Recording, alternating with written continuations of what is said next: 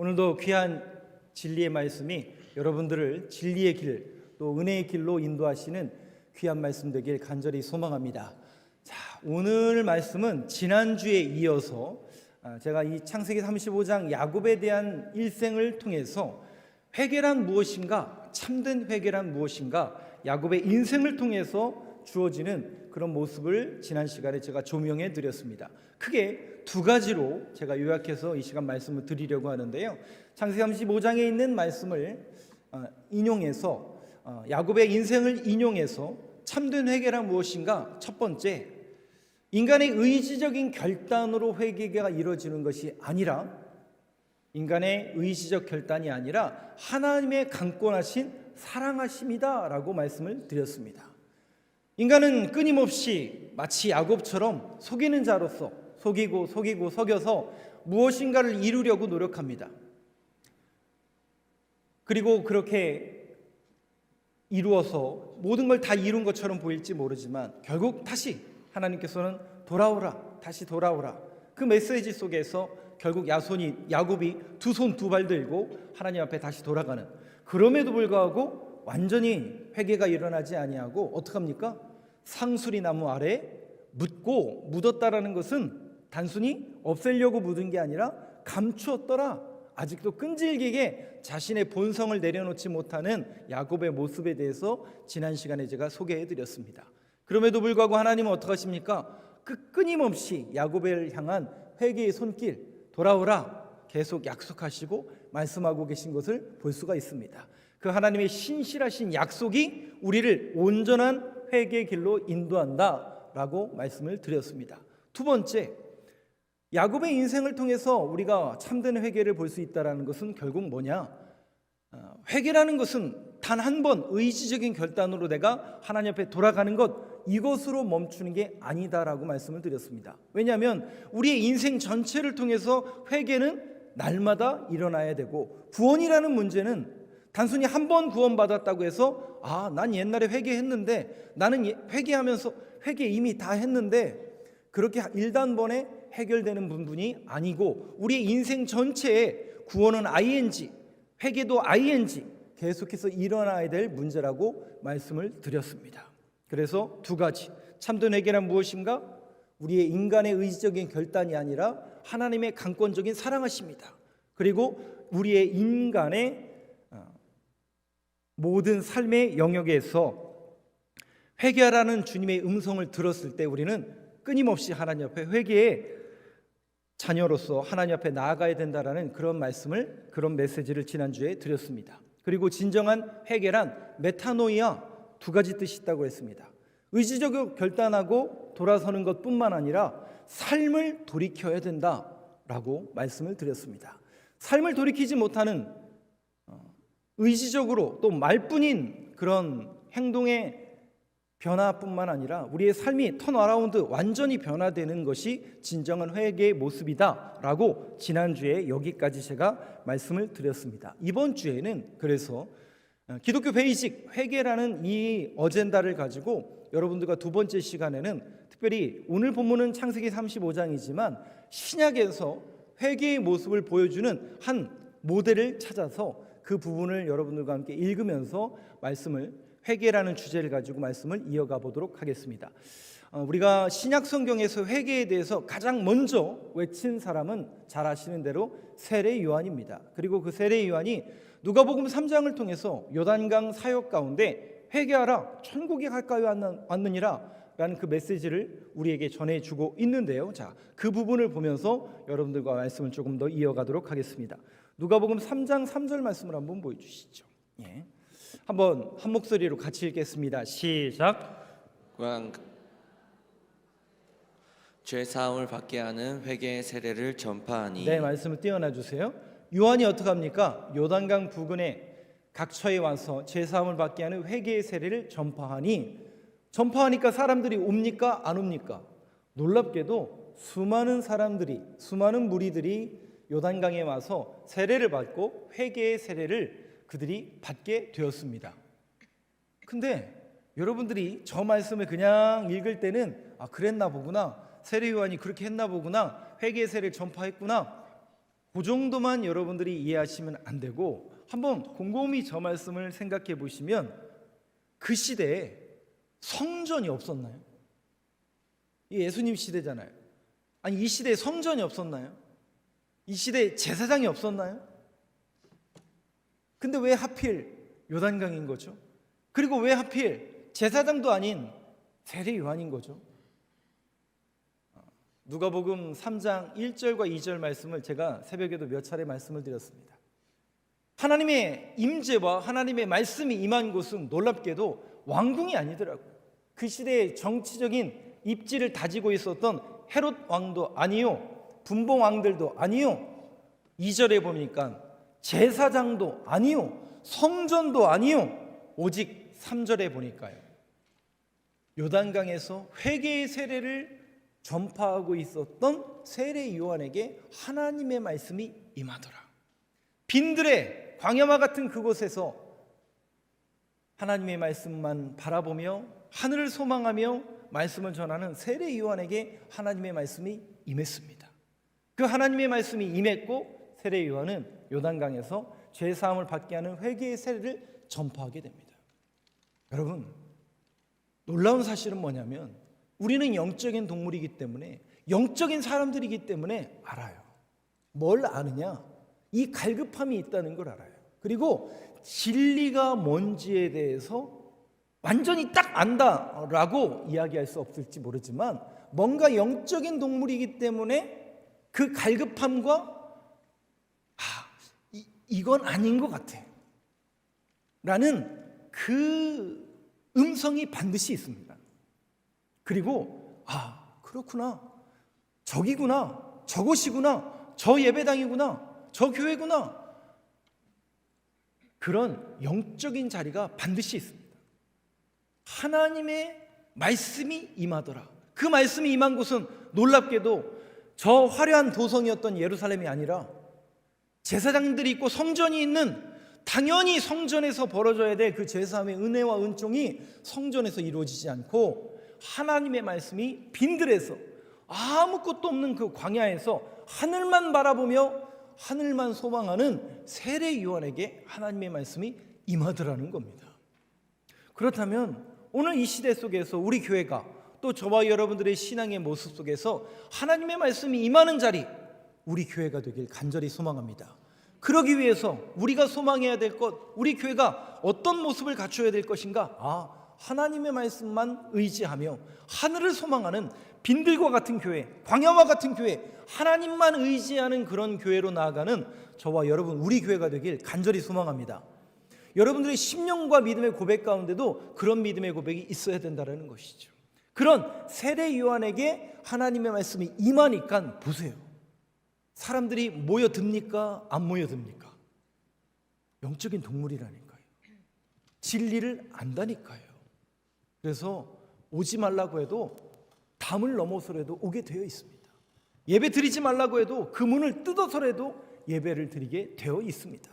여러분, 항상 우리는 하나님의 말씀에 붙들리고 진리를 추구하며 하나님만을 소망하는 저와 여러분들의 신앙 고백, 늘 그런 믿음의 고백자로 살아가는 저와 여러분 되시길 간절히 소망합니다. 그 세례 요한이 회개의 세례를 전파하니, 자, 그때 놀랍게도 이 세례를, 죄사함의 세례를 받으러 왔으면 좋은 일입니까? 별로 안 좋은 일입니까? 다시요.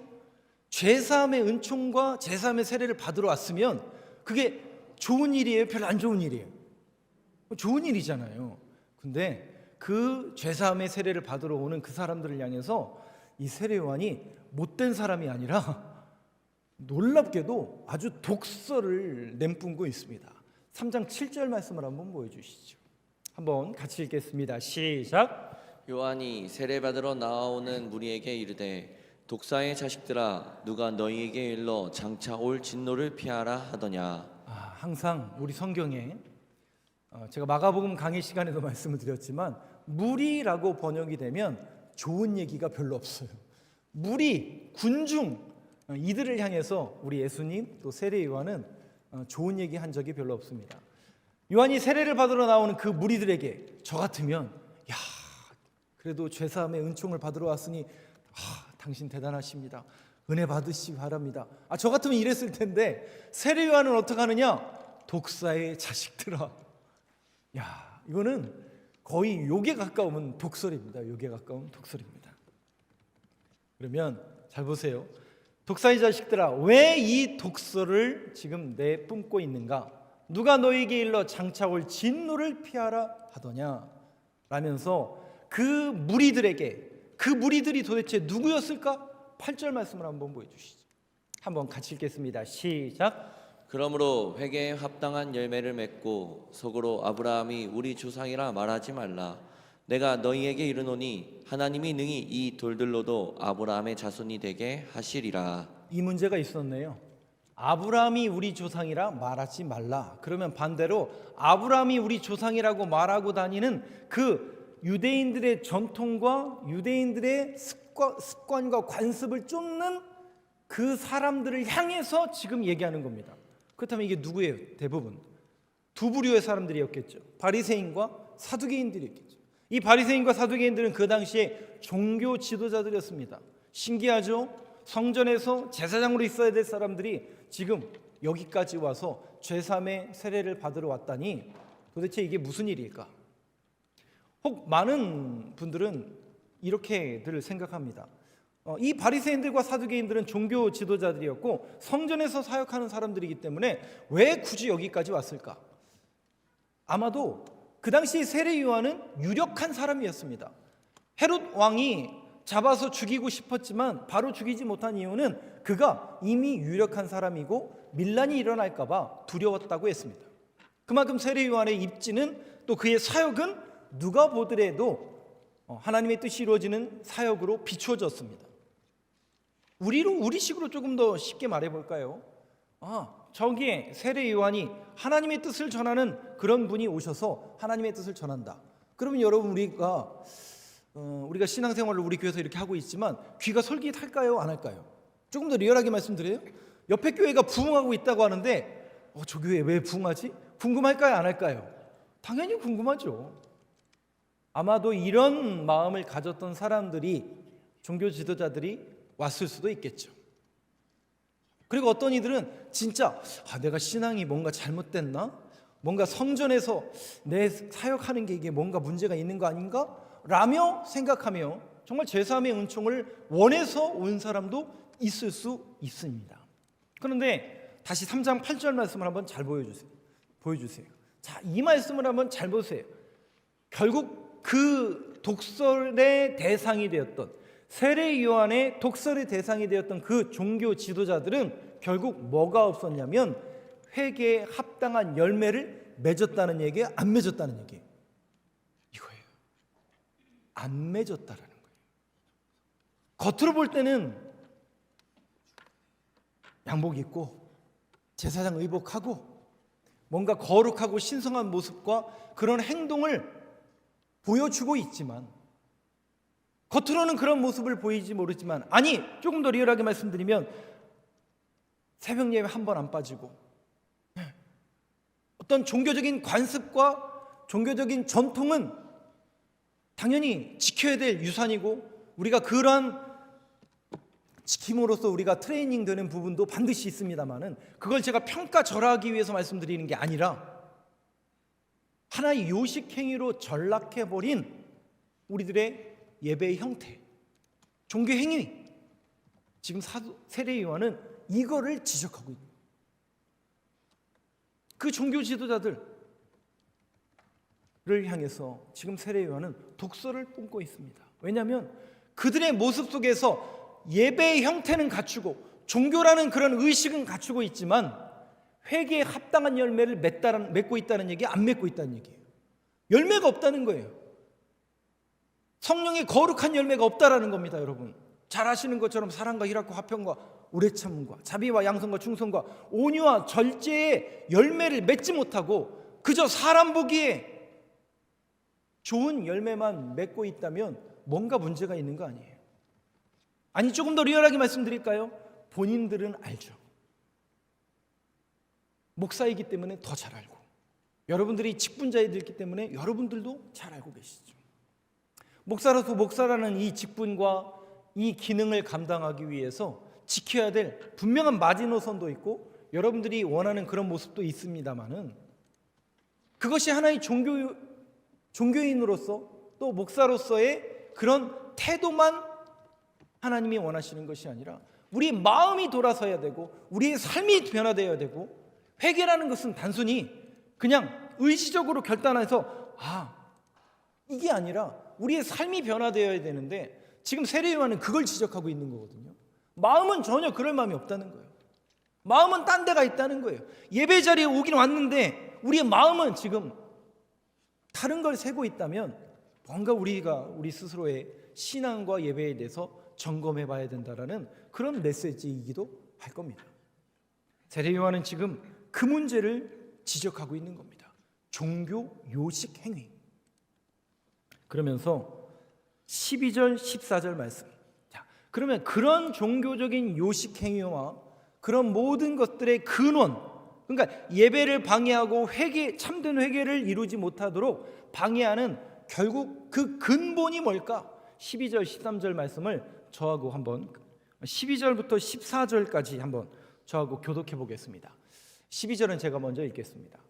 세리들도 세례를 받고자 하여 와서 이르되 선생님이여 우리는 무엇을 하리이까 하매 이르되 부과단 것 외에는 거두지 말라 하고, 군인들도 물어 이르되 우리는 무엇을 하리이까 하매 이르되 사람에게 강탈하지 말며 거짓으로 고발하지 말고 받는 급료를 족한 줄로 알라 하니라. 자, 세례 요한이 이 독사의 자식들아 라고 이야기하면서 회개에 합당한 열매 맺어라 라고 이야기하면서 두 부류의 사람들을 향해서 지적을 합니다.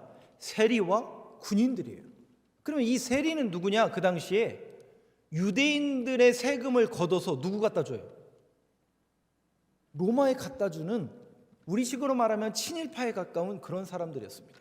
그러면 여기에 말하는 군인들은 어떤 군인들일까요? 유대인 군인들을 말할까요? 아닙니다. 로마로부터 급료를 받는 유대인 군인을 말합니다.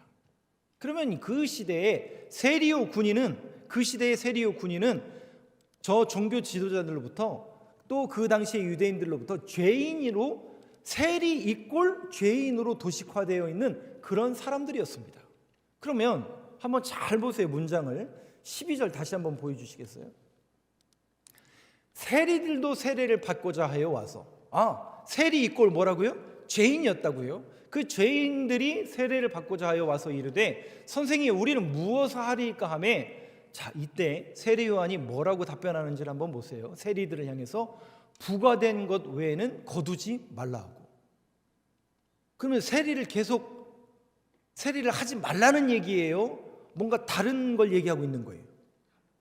또 한번 보시죠. 로마로부터 급료를 받는 군인들을 향해서 이렇게 얘기합니다. 군인들도 물어 이르되 우리는 무엇을 해야 됩니까? 하매 이름에 사람에게 강탈하지 말며 거짓으로 고발하지 말고 받는 급료를 족한 줄로 알라 하리라. 자족하는 삶을 살으래요. 군인을 하지 말라고 하는 게 아니라. 조금 다르죠. 그 당시 종교 지도자들이나 그 시대 사람들은 세리, 그것은 로마의 앞잡이들이나 하는 일이니 세리란 직업 갖지 마. 군인, 그거 로마의 급료를 받는 일이니까 하면 안 돼. 유대인들은 이것만을 논했는데 세례 요한은 뭐라고 얘기했냐면 오히려 부과된 것에는 받지 말고 네가 받는 급료에 자족한 줄 알고 살아라. 이게 뭘까요, 여러분? 이게 뭘까요? 우리는 이 세례 요한을 통해서 요청하고 계신 결국 이 회개라는 주제 속에서 이 두 세리와 군인들을 향해서 이야기하는 세례 요한의 이 메시지를 통해서 깨닫는 건 뭐냐면 두 글자. 모든 그 근본이 어디에서부터 출발되느냐? 탐욕이라는 거예요. 욕심이라는 주제입니다.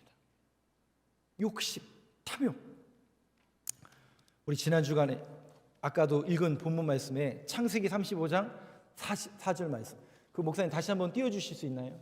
창세기 35장 4절.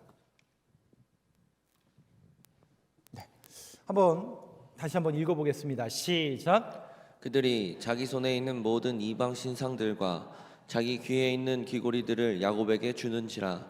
야곱이 그것들을 세겜 근처 상수리 나무 아래에 묻고. 이제 오늘 말씀의 결론이요, 초점이요, 강조요. 제가 이제 목소리를 높일 때가 됐어요. 이제 거의 끝났어요. 뭐냐? 잘 보세요. 그들이 자기 손에 있는 모든 신상들과 자기 귀에 있는 귀고리들을 야곱에게 주는지라. 야곱이 그것들을 다 우상 숭배거든요. 드라빔이거든요. 그거를 세겜 근처 상수리 나무 아래에 묻고, 하나님의 말씀, 하나님께서 원하시는 하나님의 집 베델로 가서 예배를 드리기 위해서 가기 전에 그걸 다 묻어버렸어요. 묻었다라는 것은 어떻게 한 거라고요? 없애는 게 아니에요.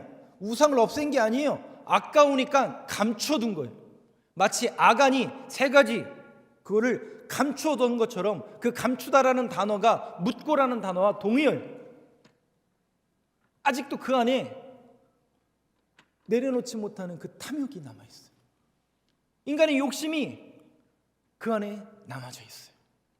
지금 세례 요한이 독사의 자식들아라는 독서를 내놓는 이유는 그 종교적인 행위와 의식을 뭐라고 하는 게 아니에요. 마음속에 턴어라운드, 변화되지 못하는 그 마음을 지적하고 있는 거예요. 근데 그 마음 속에, 인간의 그 마음 속에 자리 잡고 있는 아주 뿌리 깊은 탐욕이 있다는 얘기예요, 없다는 얘기예요? 반드시 있다는 얘기죠. 골로새서 3장 5절 6절 말씀을 한번 보여주시죠. 저하고 한 절 교독해 보겠습니다. 5절은 제가 먼저 읽겠습니다. 그러므로 땅에 있는 지체를 죽이라. 곧 음란과 부정과 사욕과 악한 정욕과 탐심이니 탐심은 우상숭배니라. 이것들로 말미암아 하나님의 진노가 임하느니라. 여러분 주보에 안 써 있어요. 기록을 하세요. 골로새서 3장 5절 6절 말씀입니다. 탐심은 우상숭배니라. 철저하게 여러분들이 또 여러분들을 논하기 이전에 우리 목회자들부터 정신 차려야 돼. 저기 위에 목사님들 저기 계신데 목사님들은 정신을 차리셔야 돼요. 제가 너무 감사한 이야기를 하나 할게요. 여기 앞에 계신 분이 우리 사모님이시잖아요. 작년에 11월 달에 결혼하신 분. 저분은 30년이라는 인생을 어떻게 살았어요? 별로 목회자의 아내가 될 거라는 생각 별로 안 했을 거예요. 그죠? 여러분도 아시기 때문에 안 했을 겁니다. 근데 이제 사모를 하시겠대요. 그럼 어떻게 하라고 그래요? 하지 말라고 그래요? 당연히 목회자로서 그 귀한 사역이니까, 사모님도 사역자이니까 당연히 감사하고 귀한 사역에 동참해 주시니 너무 감사하다고. 근데 제가 또 저희 아내가 초점을 맞춰서 가장 우선순위로 했던 메시지는 다른 거 없어요. 다른 거 전한 게 아니라 사역을 할지 말지만 늘 생각하라 그랬어요. 사역할 건가 하지 않을 건가.